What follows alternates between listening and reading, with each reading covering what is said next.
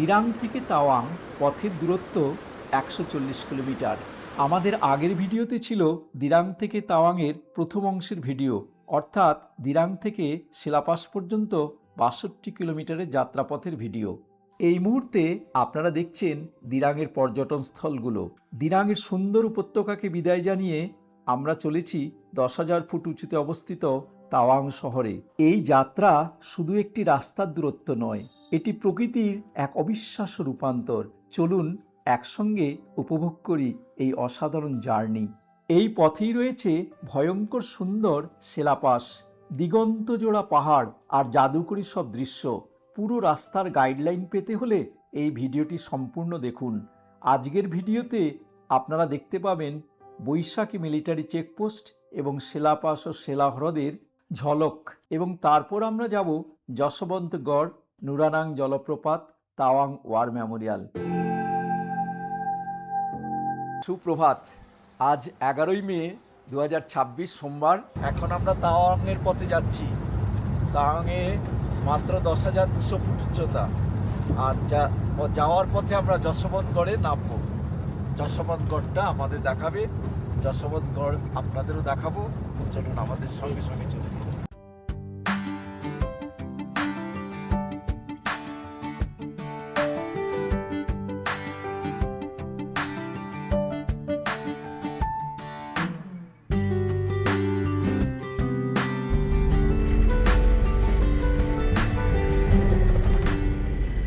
এই মুহূর্তে রাস্তার বাঁদিকে একজন বাইকারকে ক্রস করে আমরা এগিয়ে যাচ্ছি। এখানকার রাস্তাঘাট খুবই সুন্দর, বাইক আরোহীদেরও কোনো রকম অসুবিধা হওয়ার কথা নয়। প্রায় অনেকটা নিচে নেমে এসেছি, এখন আবার সবুজ আরম্ভ হয়েছে। ওই যে দেখুন জলপ্রপাত পড়ছে উপর থেকে।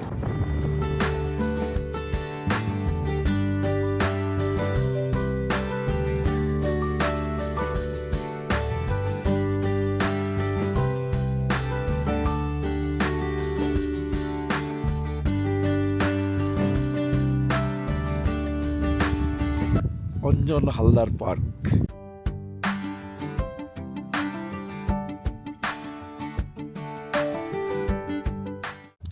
সময় ১২:১৫। আমরা পৌঁছে গেছি যশবন্তগড়ে। চলুন আমরা এই ৪র্থ গাড়োয়াল ব্যাটালিয়নের রাইফেলম্যান যশবন্ত সিং রাওয়াতের যে স্মৃতি মন্দির করা হয়েছে, সেই স্মৃতি মন্দিরে গিয়ে আমরা তাকে শ্রদ্ধা জানাবো। 72 ফিট ন্যাশনাল ফ্ল্যাগ।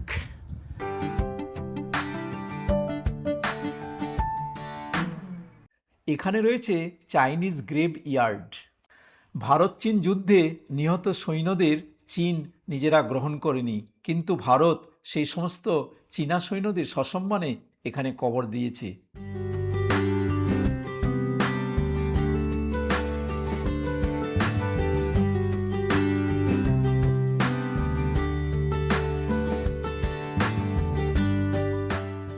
আমার সামনে দাঁড়িয়ে আছে মম্পা উপজাতি। সেই মম্পা উপজাতির সেলা এবং নুরা, যারা সেনাবাহিনীদের প্রচুর সাহায্য করেছিল, খাবার দিয়েছিল এবং গ্রেনেডগুলো তাদের এগিয়ে দিয়েছিল। সেই জন্যই আমাদের ৪র্থ গাড়োয়ালের রাইফেলম্যান যশবন্ত সিং রাওয়াত আমাদের এই অরুণাচল প্রদেশকে রক্ষা করতে পেরেছিল। সেই মম্পা উপজাতির লোকদের সঙ্গে আমার দেখা হচ্ছে। এনারা মম্পা উপজাতি। আপনারা গর্বিত তো? জি স্যার। হ্যাঁ, সেলা এবং নুরা আপনাদের উপজাতি। হ্যাঁ, ছোট ছোট বোন ছিল, 2 বোন মম্পা উপজাতির সেলা এবং নুরা। তারা বীর ছিল, তারা সাহায্য করেছিল সেনাবাহিনীদের। ঠিক আছে, ধন্যবাদ। তাওয়াং যাওয়ার পথে সেলাপাস থেকে ২১ কিলোমিটার দূরে অবস্থিত এই স্থানটিতে রয়েছে যশবন্তগড় স্মৃতিসৌধ। এই জায়গাটি শুধুমাত্র একটি স্মৃতিসৌধ নয়, এটি আমাদের বীর জওয়ানদের সাহসিকতার প্রতীক। ১৯৬২ সালে যুদ্ধে শহীদ হওয়া রাইফেলম্যান যশবন্ত সিং রাওয়াত একা ৩ দিন ধরে চীনা সেনাদের রুখে দিয়েছিলেন। এখানে আসলে প্রত্যেক দেশপ্রেমিক ভারতীয়দের গর্বে বুক ভরে উঠবে। এই স্মৃতিসৌধে রয়েছে একটি বাংকার, যেখানে রাইফেলম্যান যশবন্ত সিং রাওয়াত সংখ্যায় অনেক কম হওয়া সত্ত্বেও চীনাদের সঙ্গে প্রচণ্ডভাবে লড়াই করেছিলেন। তার কৌশলগত পদক্ষেপ, অটল সংকল্প চীনাদের অগ্রযাত্রা বিলম্বিত করেছিল। তার সহযোদ্ধাদের এই লড়াই তাদের অনুপ্রাণিতও করেছিল।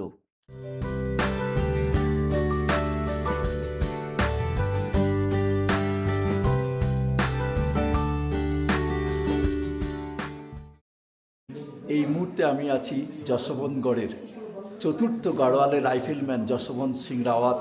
তিনি বীর ছিলেন। চীনের আক্রমণ প্রতিহত করার জন্য একটা এমএমজি মেশিন গান তিনি রাত্রেবেলা তার দুইজন সহযোগী নিয়ে গিয়ে আমাদের দখলে নিয়ে আসে। সেই মেশিন গান থেকে অনবরত গুলি চালিয়ে যাচ্ছিল চীনা সৈন্যরা। প্রায় 300 জন চীনা সৈন্যদের তিনি গ্রেনেড ছুঁড়ে হত্যা করে সেই মেশিন গানটা নিয়ে আসে আমাদের এই ভারতীয় বাংকারে। তারপর চীনা সৈন্যরা ভয় পেয়ে ফেরত চলে যেতে বাধ্য হয়। কিন্তু দুঃখের বিষয় আমাদের এই যশবন্ত সিং রাওয়াত কিন্তু আহত হয়েছিলেন, তারপর তিনি মারা যান। এই যশবন্ত সিং রাওয়াত এর জন্য আমরা ভারতীয়রা খুবই গর্বিত এবং আমাদের ভারতীয় সেনারা এই যশবন্ত সিং রাওয়াতের মতো সবাই প্রতিদিন তাদের দেশের জন্য সেবা করে যাচ্ছে। তাদের প্রতি আমরা জানাই স্যালুট। আপনারা জানেন এই যশবন্ত সিং রাওয়াত 17ই নভেম্বর 1962 সালের চীন যুদ্ধের পর তিনি প্রাণ যায় এবং তাকে মরণোত্তর মহাবীর চক্র দেওয়া হয় ভারতবর্ষের তরফ থেকে। সেই বীর যশবন্ত সিং রাওয়াতের স্মৃতি মন্দিরে আমি এখন আছি এবং শোনা যায় যশবন্ত সিং রাওয়াতের আত্মা এখনও আমাদের এই চীন এবং ভারতের সীমান্ত পাহারা দিচ্ছেন এবং তার জন্য 3 জন রাইফেলম্যান সবসময় তার দেখভালের জন্য রাখা আছে। এবং রাইফেলম্যানদের মুখ থেকে শোনা যায় যে বিছানাটা এলোমেলো হয়ে যায় এবং তার যে জুতো, সেই জুতোতেও ধুলোবালি কাদা থাকে। প্রত্যেক দিন তারা এগুলো পরিষ্কার করে।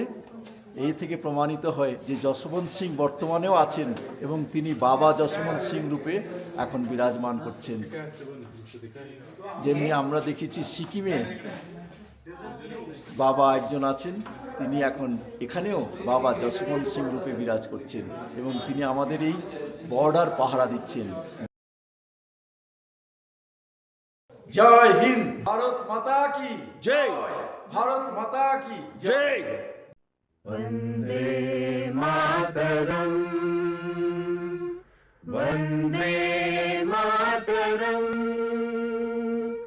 सुजलां सुफलां सुमधुरभाषिणीं सुखदां वरदां मातरम् वन्दे मातरम् वन्दे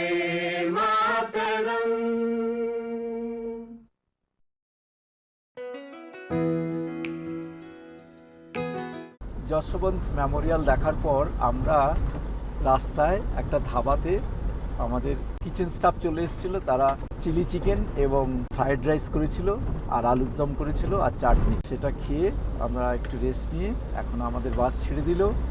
এবার আমরা যাচ্ছি নুরানাং জলপ্রপাত। এখান থেকে 9 কিলোমিটার দূরে, সেই 9 কিলোমিটার দূরে নুরানাং জলপ্রপাত, যা এখানকার লোকে বলে জুং জলপ্রপাত। সেই জুং ওয়াটারফলস দেখে তারপর আমরা তাওয়াংয়ের উদ্দেশ্যে রওনা দেব। এখন আমাদের ঘড়িতে সময় দুপুর 2 আমরা রওনা দিলাম। 2:22-এ আমরা পৌঁছে যাব নুরানাং জলপ্রপাত। আর এখান থেকে আবার প্রায় 3 ঘন্টা সময়, অর্থাৎ মোট 4 ঘন্টা ধরলে এখন 2 বাজে, 6টায় আমরা হোটেলে পৌঁছব। চলুন দেখা যাক নুরানাং জলপ্রপাত কেমন।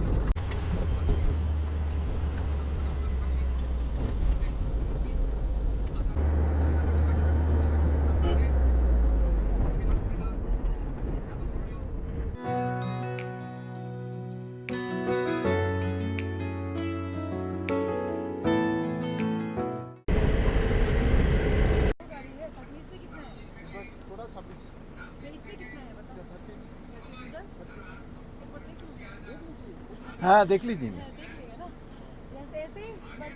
আমরা এই মুহূর্তে নুরানাং জলপ্রপাত, যেটা জুং জলপ্রপাত, সেখানে চলে এসেছি, আপনাদের দেখাচ্ছি। দিরাং থেকে তাওয়াং এই 140 কিলোমিটার যাত্রাপথে আমরা ইতিমধ্যে দেখে নিয়েছি বৈশাখী মিলিটারি চেকপোস্ট, সেলা পাস, সেলা হ্রদ আর যশবন্তগড়। এবারে আমাদের যাত্রাপথের অন্যতম সেরা আকর্ষণ নুরানাং জলপ্রপাত। প্রায় 100 মিটারের উপর থেকে আছড়ে পড়া এই দুধ সাদা জলরাশি এবং এর ঠান্ডা জলের ঝাপটা আপনার পুরো ভ্রমণের ক্লান্তি 1 সেকেন্ডে দূর করে দেবে। চলে এসেছি নুরানাং ওয়াটারফলসে, জুম ওয়াটারফলস আপনাদের দেখাচ্ছি।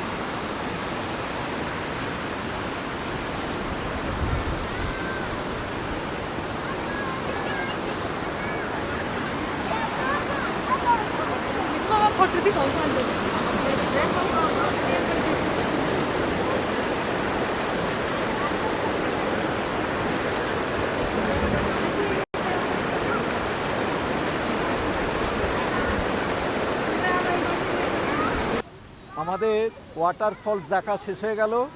এই নুরানাং জলপ্রপাত কার নামে হয়েছে আপনারা জানেন নিশ্চয়ই।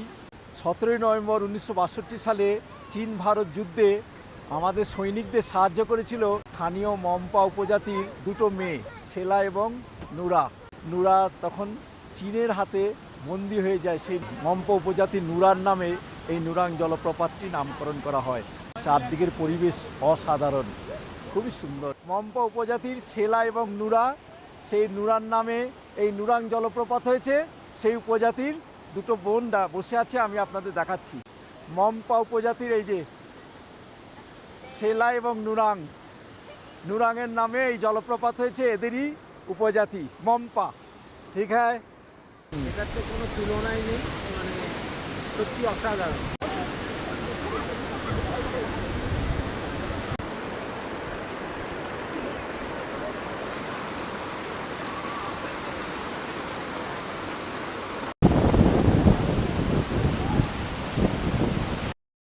এখানে একটি জলবিদ্যুৎ কেন্দ্র রয়েছে আর রাত্রিবাস করারও এখানে সুবিধা রয়েছে।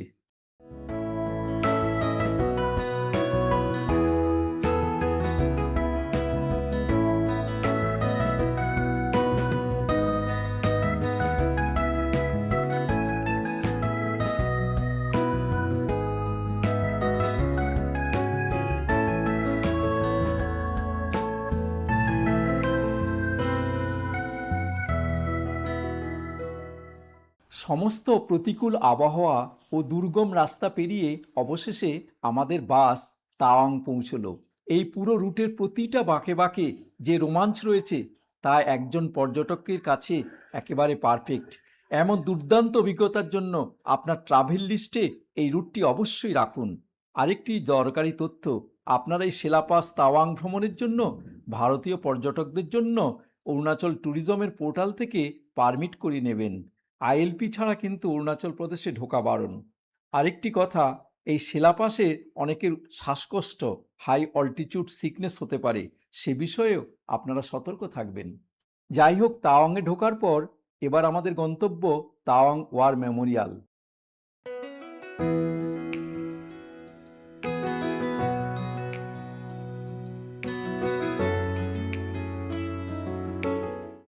এখন সময় পুরো 4টে, আমরা চলে এসেছি তাওয়াং মেমোরিয়ালে। এটা তাওয়াং শহরের উপরেই আপনাদের আমরা এই তাওয়াং মেমোরিয়ালটা ঘুরে ঘুরে দেখাবো, আপনারা আমাদের সঙ্গে থাকবেন। আজ আমরা দাঁড়িয়ে আছি সমুদ্রপৃষ্ঠ থেকে হাজার হাজার ফুট উঁচুতে তাওয়াংয়ের এই সেই বীরভূমিতে, যেখানে 1962 সালে যুদ্ধের ইতিহাস আজও জীবন্ত।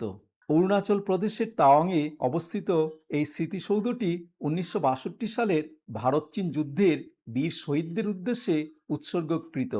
এই মিউজিয়ামের মূল হিরো হলেন বাবা যশবন্ত সিং রাওয়াত, যাকে মরণোত্তর মহাবীর চক্র দেওয়া হয়। আমরা জানি তিনি একাই 72 ঘন্টা চীনা বাহিনীকে আটকে রেখেছিলেন আর 300-র বেশি শত্রু সেনাকে খতম করেছিলেন।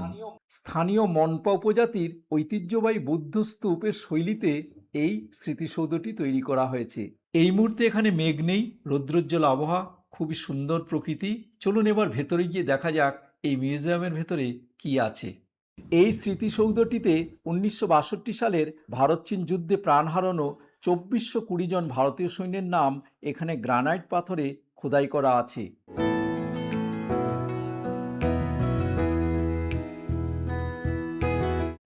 এছাড়া মহাবীর চক্র বিজয়ী যশবন্ত সিং রাওয়াতের বীরত্বের জন্য, যিনি একাই 72 ঘন্টা চীনা সেনাবাহিনীকে আটকে রেখেছিলেন, তার মর্মর মূর্তি রাখা আছে।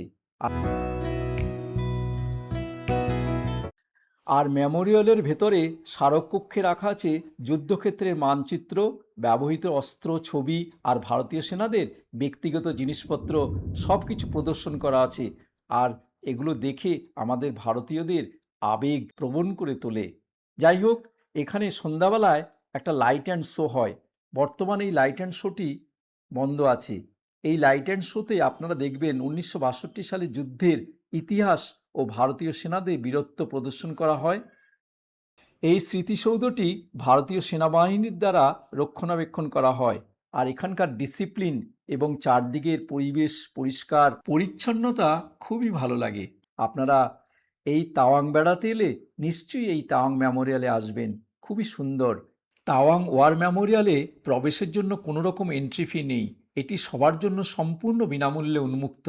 তবে সন্ধ্যায় যে লাইট অ্যান্ড সাউন্ড হয়, সেই চমৎকার লাইট অ্যান্ড সাউন্ড শো টিকিটের মূল্য 50 টাকা এবং সেই টিকিট একদিন আগে কেটে রাখতে হয়। যদিও বর্তমানে সেটি বন্ধ বলে আমাদের দেখা হয়নি। তাওয়াং শহর থেকে অর্থাৎ মূল বাজার এলাকা থেকে এই তাওয়াং ওয়ার মেমোরিয়ালের দূরত্ব মাত্র 1 থেকে 2 কিলোমিটার। আপনারা গাড়িতে বা ট্যাক্সিতে এলে 5 থেকে 10 মিনিটের মধ্যেই চলে আসতে পারবেন। আর যদি হেঁটে আসতে চান তাহলে 15 থেকে 20 মিনিট। আর ভাড়া নেবে ট্যাক্সিতে 150 থেকে 300 টাকা একদিকের খরচ।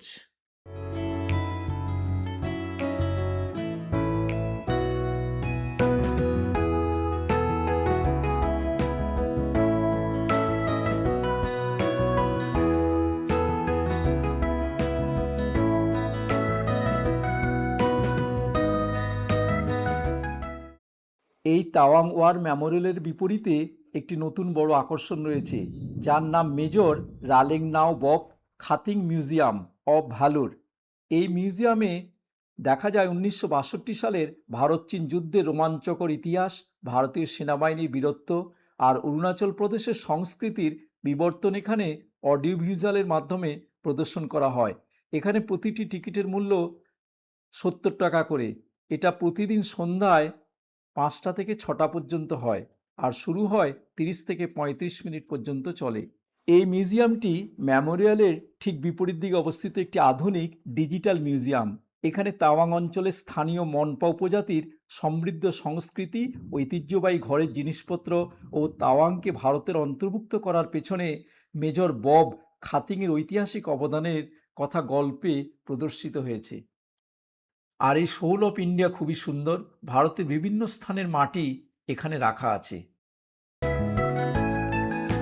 যাই হোক, আপনাদের সময় থাকলে এই মিউজিয়ামটিও ঘুরে ঘুরে দেখে নিতে পারেন। এখানে এই ভারতভুক্তি থেকে শুরু করে মম্পা উপজাতীয়দের পোশাক পরিচ্ছদ সংস্কৃতি সমস্ত কিছু সুন্দরভাবে উপস্থাপন করা আছে।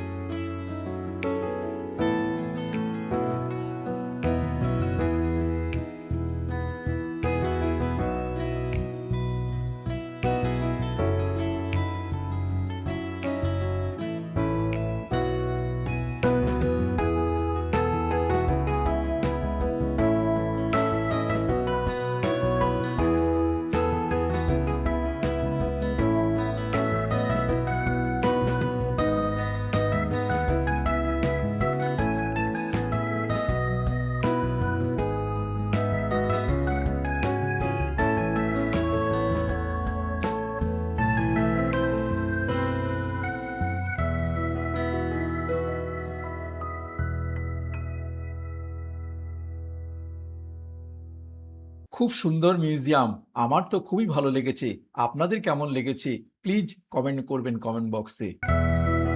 নিখিল দা কেমন লাগলো বলুন? হ্যাঁ, ভালো লেগেছে, খুব ভালো লেগেছে। খুব সুন্দর জায়গাটা। ভালো লাগলো? হ্যাঁ, খুব সুন্দর জায়গা।